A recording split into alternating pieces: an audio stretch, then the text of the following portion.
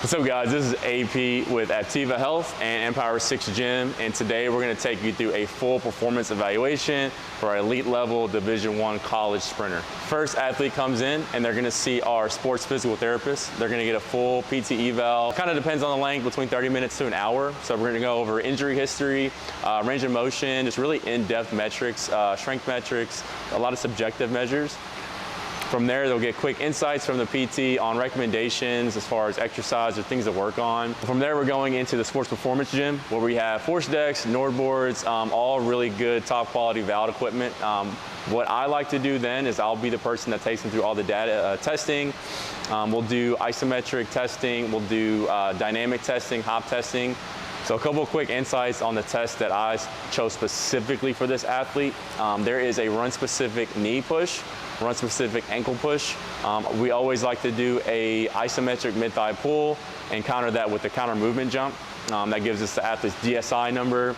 So a lot of good insights with that. Another good insight, another good test dynamic we like to do is a 5 to 10 hop test. So we're looking at RSI contact, looking at ground contact time, all key metrics when it comes to sprinting. So with sprinters, we want to make sure that ground contact time is very minimal. That way we can propel forward, and we want to make sure that force output is super high. So super low ground contact time, a lot of force output is going to equal much faster sprint times. So those are the key metrics that I look for there. From there, our sports PT will gather their data. They'll get all of their information compiled into a nice report. I'll do the same thing. And I'll kind of give good insights on just certain things that I'm seeing, whether it's asymmetries, whether it's different numbers, like again, ground contact time, RSI, things like that. Those two insights are going to go straight to the performance coach, and that's going to help them program specifically to the athlete. So it really just depends. It could be in season, it could be off season. There's a lot of different things we're looking for depending on where that athlete is in their process within the year. Specifically with this athlete, he's moving into off-season training. Again, so we're looking at mostly strength metrics, force output metrics, and just any little details that we can find help that off-season training be more optimal and tailored to their specific needs. So our athlete just checked in. They're going to finish out filling their paperwork. They're going to get a great eval through our sports PT, and then we'll get into the gym space to do our performance testing. So first thing I want to do, Jordan, is I want to get a little idea. So I know that you run track, right, at Ole Miss. I want a little history of like your injury history, you know, any problems you've had recently, if any, aches, pains, anything's relevant. Tell me a little bit about what you do. Do you use, what events do you run? The 1, 2, and 4. 100, 200, 400? Are they relays or? Yeah, I do that too. But I do like the open and then like also the relays, like 4x1 and 4x4. So it's the off season. Like, what are you doing right now to train? Is it just getting with Maurice? Right now, I'm like into, cause like I took off like some weeks because I just ended a few weeks ago. Okay. So right now I'm in my like just resting period. But then when I come off that, just training with him. And then starting to like condition, I guess. Okay. And then when do you report back to Ole Miss? Do you have any sort of like fall training or anything like that? Yeah, we report back whenever school starts in August, but last year we started at like September, like second week of September or something. And then we do fall training through to when the season starts, like do like Christmas break or something like that. As far as your goals with Maurice, so like what brings you in? Is it more so, is it keeping fresh? Is it to get stronger, faster? Is there anything particular you're looking to work on? Improve efficiency? Any interest in like injury risk reduction and stuff like that? Oh yeah, definitely, that too. And you don't have the most complex medical history, I've heard. Yeah, not really. Obviously, you know, the one thing I'm going to want to look at is it sounds like your two most recent injuries were on the same side. So we just need to make sure that there's nothing there that we can tease out from like either a strength perspective or that could be coming from something else. What I essentially do is I'm here to try to tease out, you know, deficiencies, whether that be with range of motion, strength, explosiveness, dynamic balance, stuff like that that will help translate to what you're doing. Okay. Like my stuff is more foundational, correctional.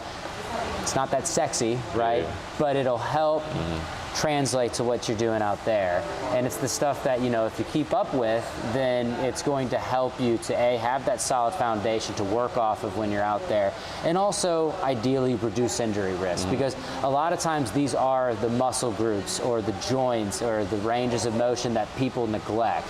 The stuff that I will typically see deficiencies in, right? So the idea is to, like, let's catch them, understand what it could do if not addressed, and then work to improve it. First things first, I want hands overhead, okay? Show me a squat. Come back up. Does that feel okay? Yeah. I watch that from the side here. Do that again. Okay. Any pain with that? Nah. Close your eyes. Close your eyes. And back up. Okay, now let's try the right. Walk down to the door and come back. That all looks good and functional. Okay, how'd that feel? You overpronated a little bit more on the left side during a single leg squat. I think that might just be due to tight dorsiflexion on that side. We're gonna check, we'll get an actual measurement there. That if you're limited in that motion, which could have something to do with your previous surgery, you might just be compensating at the midfoot, that rolls over. That's gonna put a lot of more stress on different muscle groups, which we'll also check, okay? I'm gonna straighten this leg. Anything there? No. Okay, I'm gonna push down, don't let me. Push, push, push, push, push, push, push. And then again, bend, bend. Now push up again. Push, push, push. Okay, yeah, show off. Hold right there. Push, push, push, push, push, push, push. Okay, and relax. Hold there. Okay, try it again. Here, out, ready? Okay. Maybe the end, do you feel that up in here? Mm-hmm. Yep, okay. So maybe a little bit in the hips, and that actually might tell us a little bit something that's going on at the lower leg too, right? I felt it on the right, but I was a little stronger if I could like hold it. I don't know. And there's another muscle test we'll be able to check.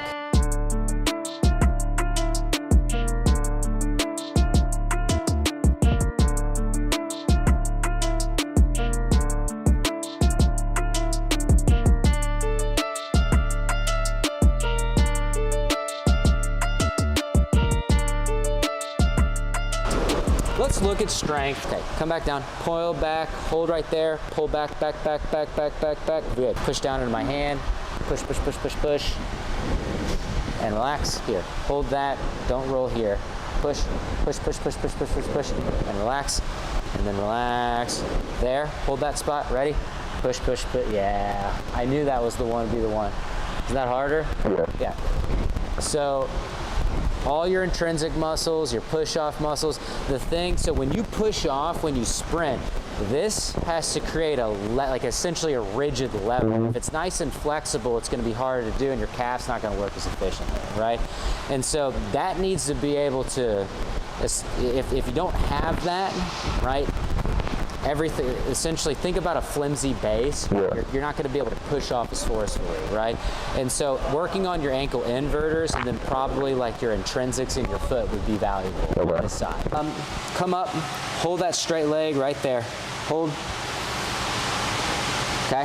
When I do straight leg raise here, push up. What do you notice your body doing?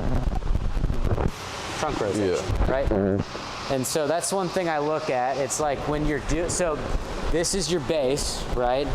That stays nice and strong. You're able to resist and control rotations. Everything that works off of it will work well. Your legs are nice and strong, right? Mm-hmm. But you're not resisting rotation as well up here, right? So trunk stuff is always important too, right? Everything's got to work in sync.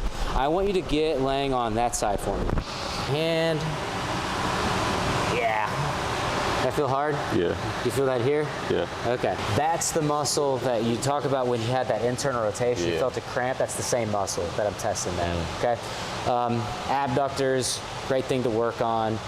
I feel like they're neglected in most people, and it's going to help with control, right? That's what really helps control your pelvis in this, what we would call frontal plane. Okay.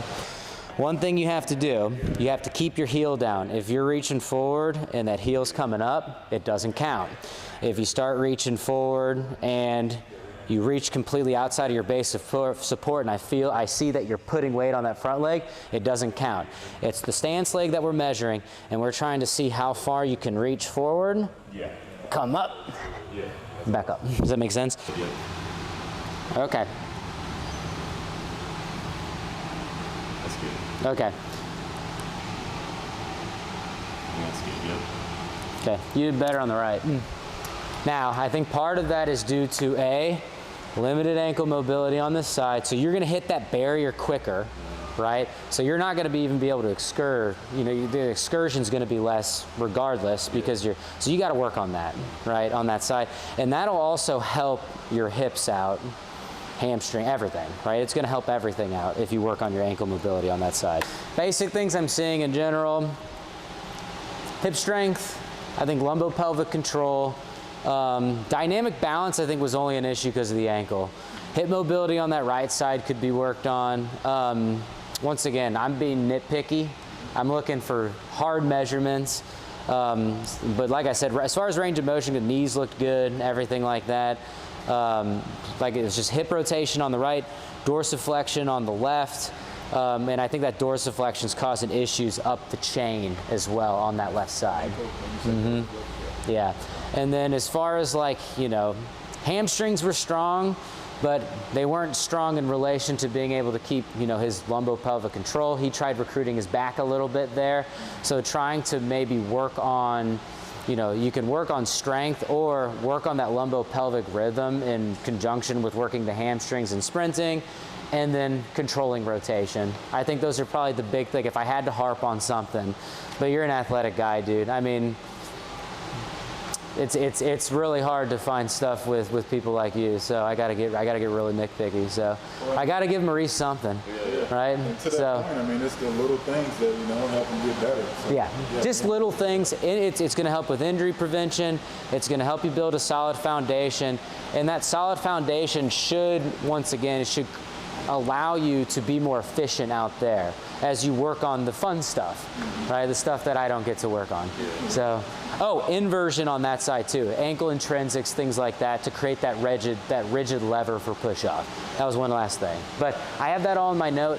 I'm gonna get that to Maurice. Do you guys have any questions for me?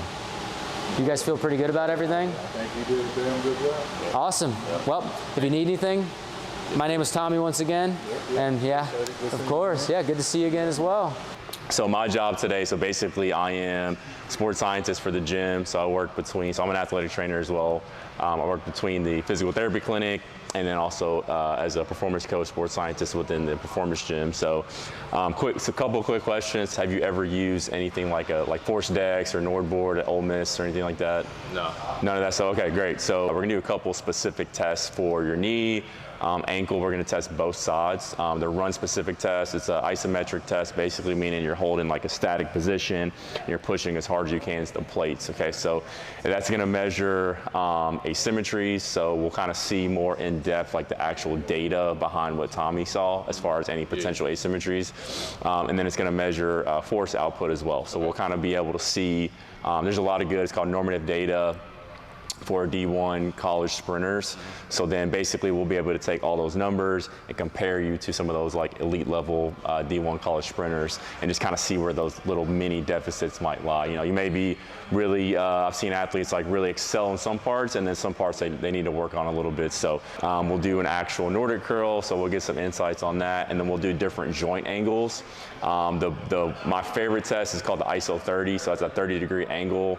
So that kind of mimics that like striking motion when you're sprinting. And then the last bit we're gonna do is more so like power testing. So we'll do a counter movement jump. We're gonna do some hop testing, and then we'll do some single leg hop testing. So basically we're looking at insights on different mechanics like your patellar tendon, stiffness, things like that. Obviously you're a sprinter, so ankle stiffness, that stretch shortening cycle. But yeah, today mainly isometric testing, some hop testing, and then I'll generate that report and then I'll get that to Maurice. So then basically the whole concept is we got a very thorough eval with PT, we get a sports science eval, we're getting all that data put together, and then Maurice is able to program based off all that and give you every little detail that you need to be better.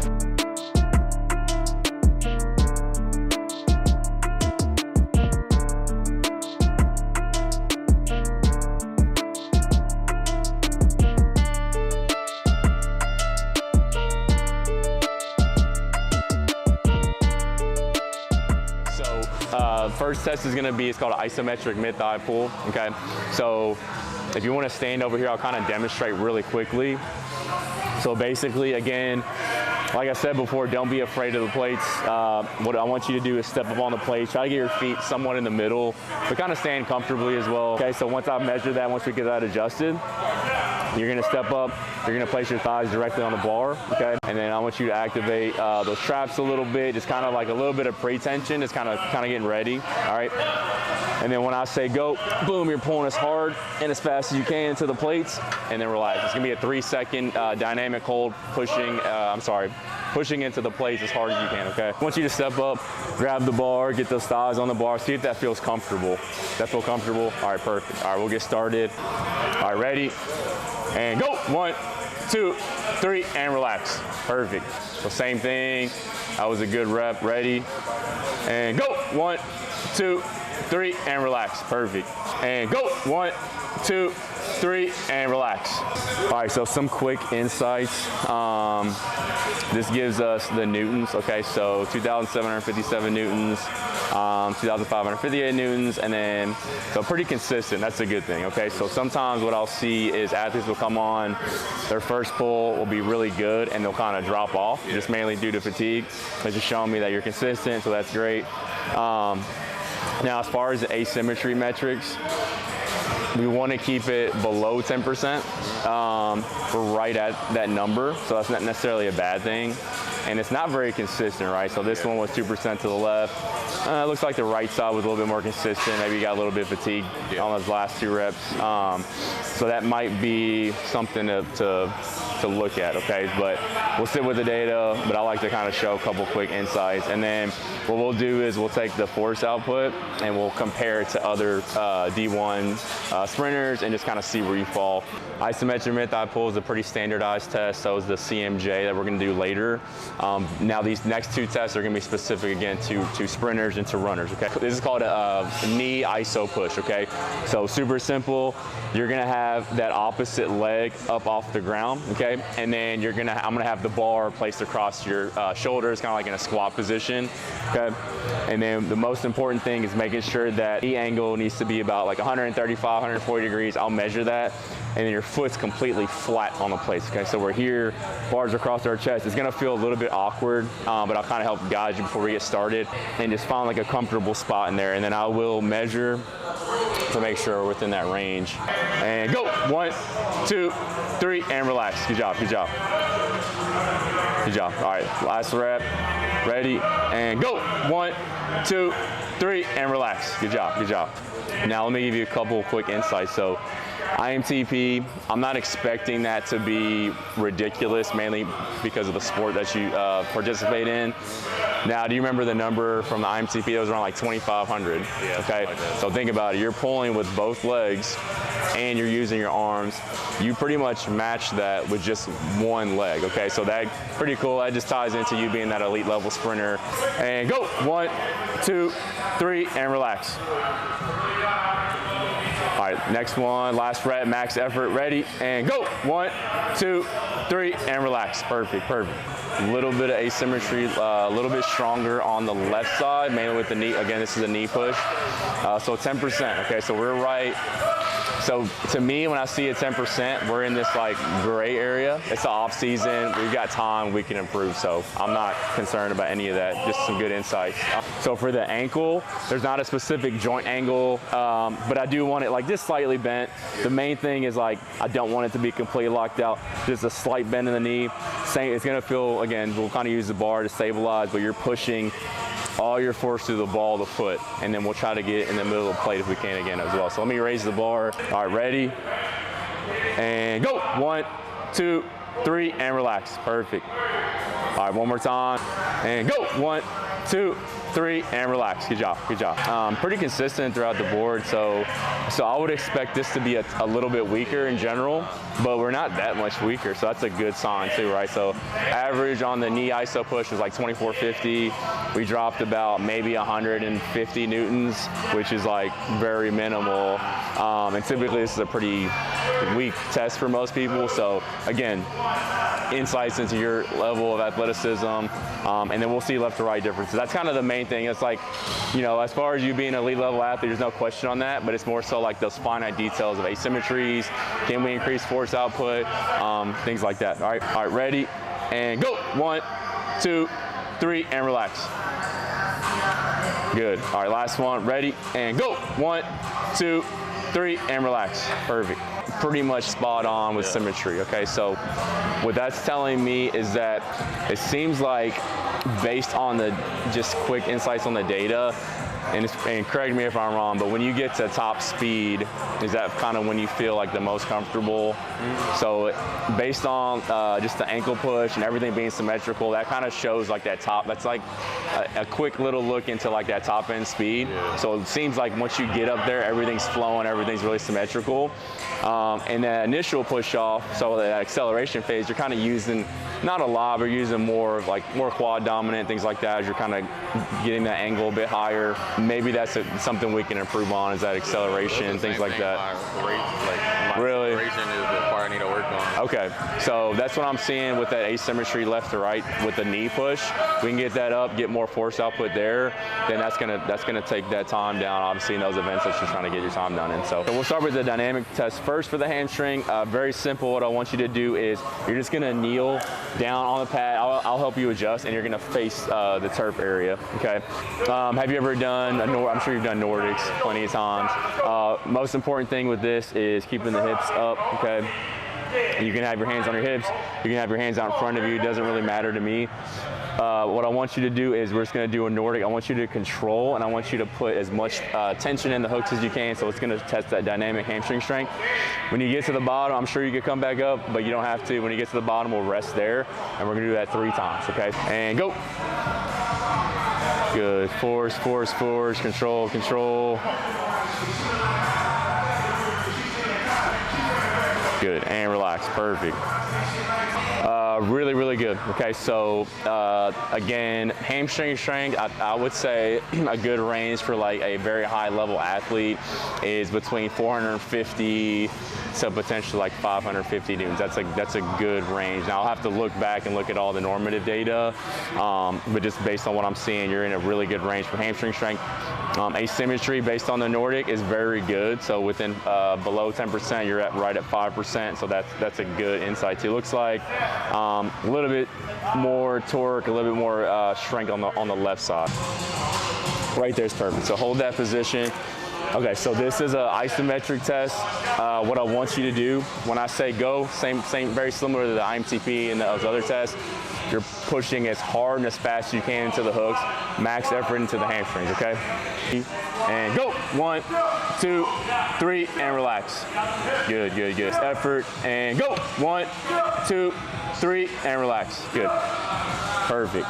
Full Nordic. You were probably right around 450 newtons or so. In the ISO 30, you were very close to that, so 400 newtons, okay? So typically, there's a significant drop off as you move into like different angles. But if we can stay close with each one of those, and that's a good indicator too. So 4% asymmetry again on the left side, nothing abnormal. And again, when I say that, I don't want you to strive for being perfect, okay? So when I say asymmetry, like everyone is always gonna have some form of asymmetry. It could be due to a lot of different reasons, old injuries, fatigue. But again, that 10% or above mark is kind of that, 10 to 15% is kind of like that gray area. Anything above 15% is definitely something we need to work on. So to me, that's it's insignificant. And honestly, below 5%, I'm like, we're good, okay? So, all right, next test, we're gonna do a 60-degree angle, okay? So that'll be a little bit of a higher angle. So we'll get you set up at that 11 spot again. We'll get you hooked in. Same exact thing, pushing as hard as fast as you can to the hooks. All right, ready, and go. 1, 2, 3, and relax. So I told you we don't have to be perfect, but you were that time. Oh. Okay, so 0% asymmetry, perfect symmetry across the board. 391 newtons on that 60 degrees, so it's a little bit higher than the 30, but that's expected, okay, because the hamstring's in a stronger position. Again, still close to that 450, which was the Nordic curl. So again, that's to me, we're in a great range. Okay, so last one is going to be the prone. So basically, same exact setup, but you're going to be in a plank position, and those knees are going to be just perfectly straight. Okay, and go. 1, 2, 3, and relax. Good. Ready? Go. 1, 2, 3, and relax. Good. Again, within that, so this is going to be the weakest test with the hamstrings. It's in that fully lengthened position. Numbers look good. Asymmetry is below the 10% mark. So when it comes to the hamstring, at this point, nothing's jumping out as far as big things to focus on asymmetry-wise or injury-wise. Obviously, we can always be a little bit stronger, a little bit more explosive. So we're in a good spot right now. So counter movement jump. The counter movement jump and then the isometric mid-thigh pull, the reason why we do both of those tests is it gives us a certain number. It's called a DSI number. Basically what that is, it kind of gives you insights on whether you're going to be more ballistic or more kind of strength focused. Now for you specifically, I would definitely expect you to be more ballistic, and that caters to your sport and everything like that. So, but there's a certain number that we like to kind of hit. It's kind of in the middle, or is a threshold that shows that you are equally as ballistic and strong.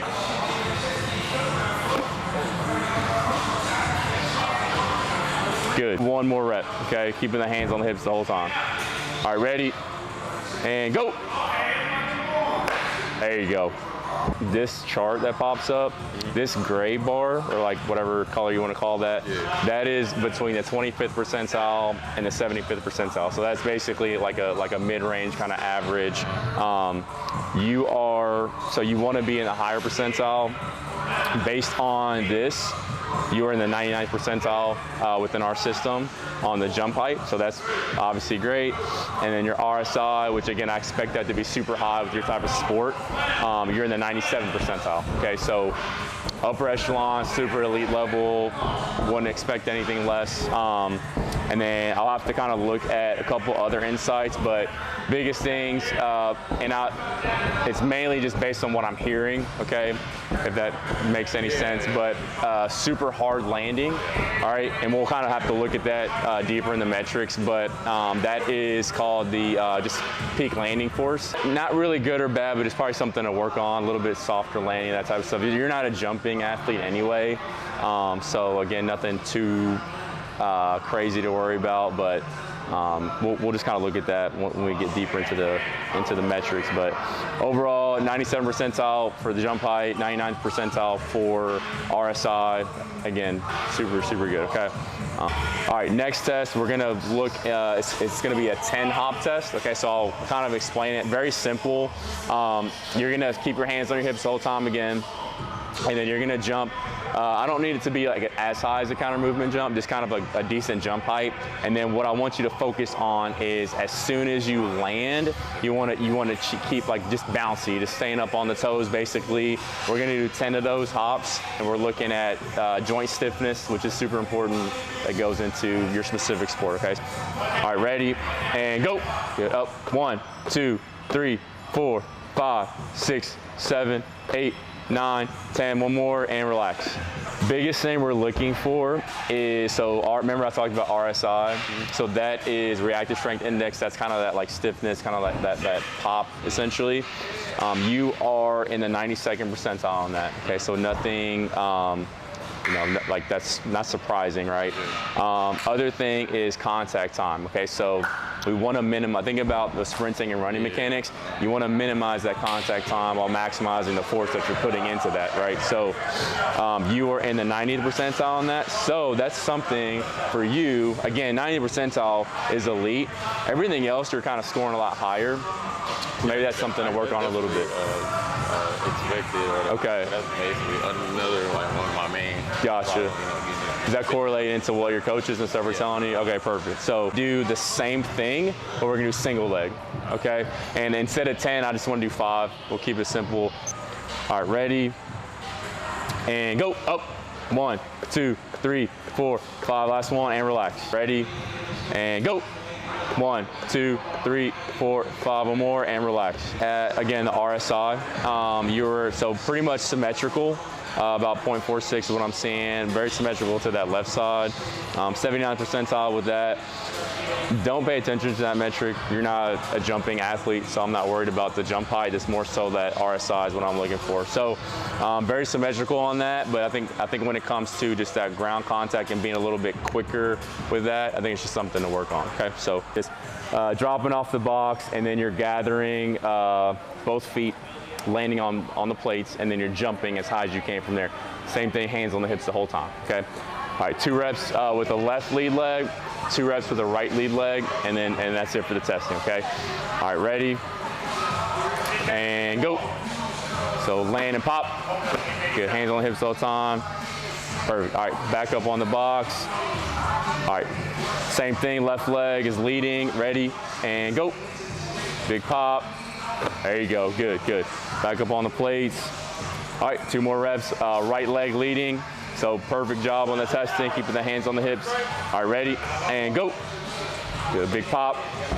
Good, perfect. You're getting better and better with each rep. All right, last rep, max effort, and go. You're good, you're good. Your best rep was that last one. Actually, you know what's interesting? Your best rep was the second rep. I think the first rep on each, again, they're really good. I mean, you're 89th percentile, and that second rep, I think you probably just gained a little bit of confidence from just doing the test. So it jumped up to 94 percentile and 97 percentile. So that was with the left leg leading and right leg leading. When I'm looking at that and I'm looking at the numbers, there's no like big asymmetries that are popping out to me at all, okay? Contact time, we'll have to look deeper into that because it's saying there's no norms available, but yeah, so that kind of wraps up all the testing. I'm gonna upload that. So IMTP and your ankle iso push and knee iso push were all very similar, which is impressive, especially with the ankle and the knee, because essentially you're only using one limb versus you being able to use 2 limbs and pulling. Now, with your sport, super important, you know, elite level, I expected that. Hamstring strength testing, again, you're within above like that 400 Newton kind of threshold, which is really, really good. And then RSI, everything when it comes to, you know, being athletic, having that kind of tendon stiffness, ankle stiffness, all that stuff is very, you know, elite level and just what I expected in general. The things that I would improve on is quick insights. I think we talked about the knee iso push kind of correlating to like that accelerative strength. So basically quad strengthening, power development, that type of stuff in the quads, hamstrings, and the ground contact time. So being a little bit quicker with the pop in the ankles. I think those 2 things, if we can improve on those, that's going to cut down on those times and kind of take you to that next level, basically. So, yeah, that's it. Any questions for me? No, thank you. All right. Thank Good work today, man.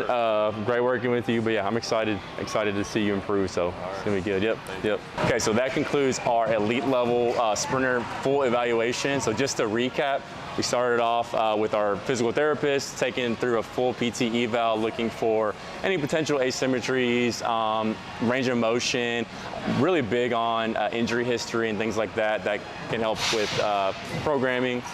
And then we moved into more of the data-driven side with isometric tests for both the hamstrings, ankle, knee. Again, those are very specific to runners, very important for runners.